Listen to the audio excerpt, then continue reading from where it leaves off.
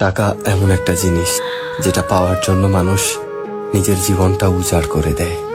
মানুষ বলে যে টাকায় সবকিছু হয় না, কিন্তু সত্যি তো এটাই যে বর্তমানে টাকা ছাড়া মানুষের কোনো অস্তিত্ব নেই। হাসপাতালের অসুস্থ মানুষটা জীবনে বাঁচা মরার সাথে লড়াই করে চলেছে, কিন্তু ডাক্তারের প্রথম কথা হলো যে আগে টাকা জমা করুন, তারপরে চিকিৎসা হবে। স্কুলে পড়লে টাকা, কলেজে শিক্ষা নিতে গেলেও টাকা, আর চাকরিতে সম্মান টাকার কাছে হার মেনে যায়।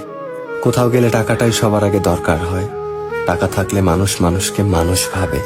টাকা ছাড়া মানুষটা যতই সৎ সহজ ভালো মানুষ হোক না কেন, সমাজ সে মানুষটাকে অবহেলা করতে শুরু করে। বাস্তবতা তো এটাই যে টাকা শুধু দরকারই হয় না, আজকাল মানুষের সব থেকে বেশি প্রয়োজনীয় জিনিস হয়ে উঠেছে। টাকা আছে সেই ঠিক, সেই সব থেকে সম্মানী ব্যক্তি এবং সম্মানের যোগ্য। আর যার কাছে টাকা নেই, তার সত্যিগুলোকেও খুব সহজে মিথ্যে বানিয়ে দেওয়া যায়।